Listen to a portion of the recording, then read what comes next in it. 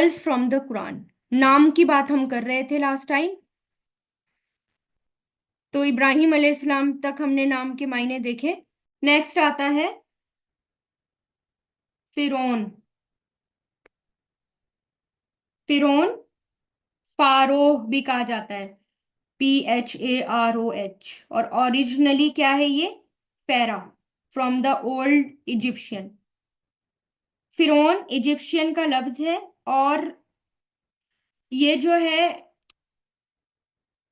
ये भी जो है, इसका भी रिसेंटली, ये इल्म भी रिसेंटली सामने आया है कि फिरौन को पुरानी जबान में पैरा कहते थे। पैरा यानी कि पैर से पैर प्लस आ, पैरा। पैर का लफ्ज उनकी जबान में घर के लिए इस्तेमाल होता था। इनके जो भी फिरौन हुआ करता था, यानी कि वहां का बादशाह जो भी फिरौन, उसका लकब होता था फिरौन। तो इसके मायना क्या है? तो फिरौन पुरानी जबान में पैरा, पैर का लफ्ज उनकी जबान में घर के लिए आता है। और आ लफ्ज यानी कि बड़ा, यानी कि पैर मतलब घर, और आ बड़ा, पैरा। तो यानी कि बड़े अजीम घर, यानी कि आलीशान घर। तो उस घर के मालिक को क्या कहते थे? वो फिरौन कहते थे, यानी कि जो आलीशान घर में रहता हो। उन्होंने बंदे को ही, यानी कि एक तरह से बंदे को ही एक तरह से वो महल कहा करते थे। ठीक है, अब सुने जरा, देखें ये आयत।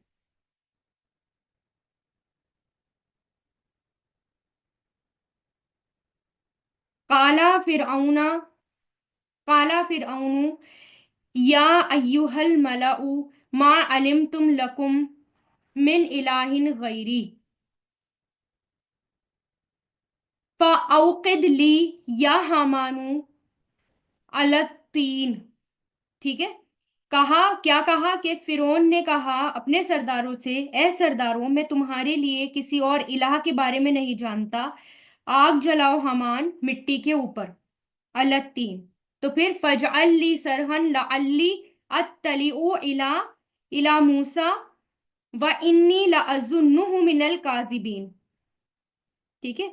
और मेरे लिए क्या बनाओ, यानी कि उसने क्या कहा कि बड़ा सा बनाओ, वो बनाओ, आग जलाओ, और मेरे लिए महल बनाओ बड़ी ऊंची ऊंची इमारतों वाला, ताकि मैं उससे मूसा के खुदा को झांक कर देखूं, और मैं पूरे यकीन के साथ ये समझता हूं कि ये शख्स झूठा है। अब देखें कि क्या कहा उसने कि महल बनाओ, बड़ा सा महल। तो जहां फिरौन का लफ्ज आ रहा है, कहा फिरौन ने, वहां, और पुरानी अरेबिक में क्या कहते थे उसे?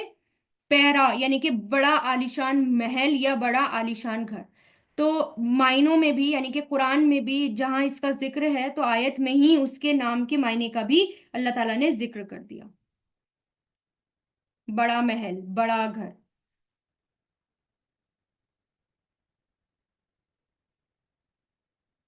और फिर देखें कि जो वो बन जो फिरौन की बीवी है, और वो दुआ करती हैं अल्लाह ताला से।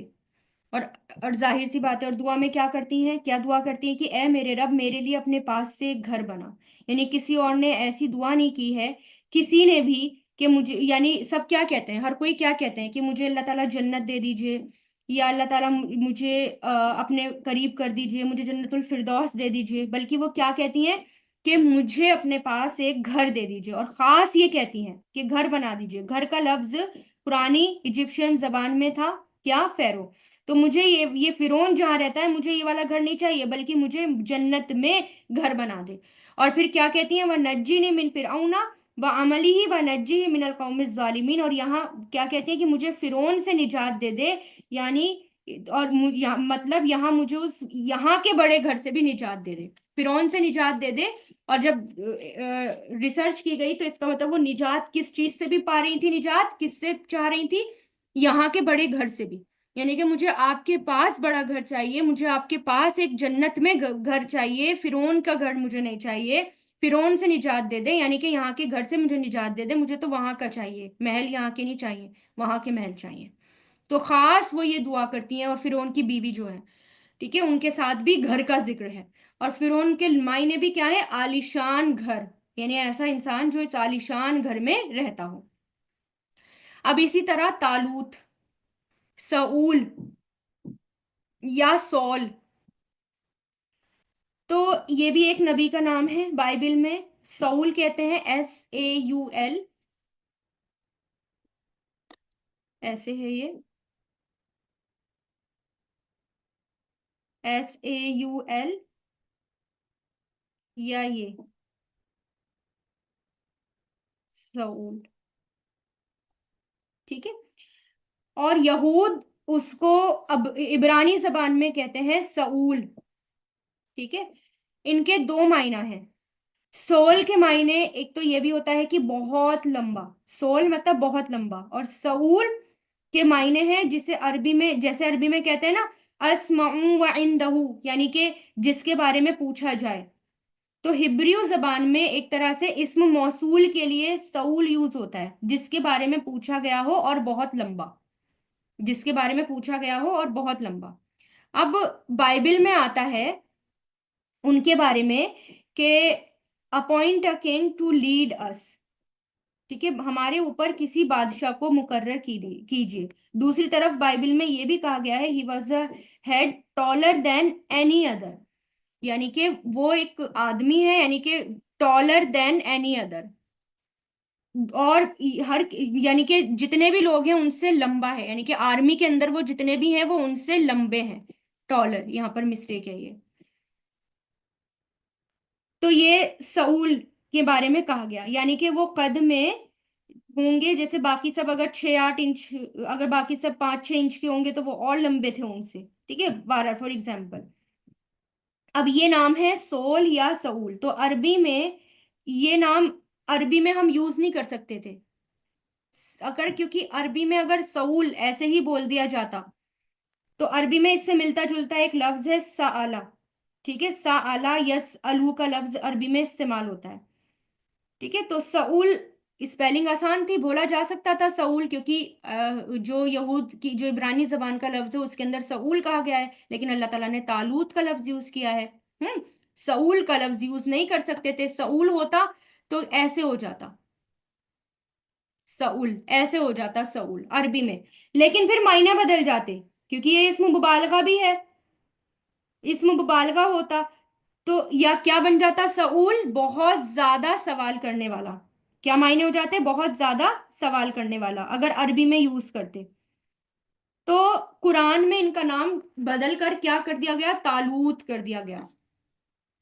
सऊल यूज नहीं किया जा सकता था, क्योंकि सऊल यूज किया जाता तो मायना हो जाता बहुत ज्यादा सवाल करने वाला। सऊल असल में मायने क्या थे, असल में नाम क्या है, सऊल, जिसका मतलब क्या है, बहुत लंबा। कुरान के अंदर क्या यूज किया गया, तालूत, तालूत बना है तूल से, तूल या तऊल से निकला है, ठीक है। जैसे तूल हम उर्दू में भी इस्तेमाल करते हैं ना, उर्दू में लंबाई के मायनों में भी तूल का लफ्ज यूज किया जाता है, तो उसी से ही निकला है तूल, ठीक है। तो इसलिए क्या कहा गया, अब देखें,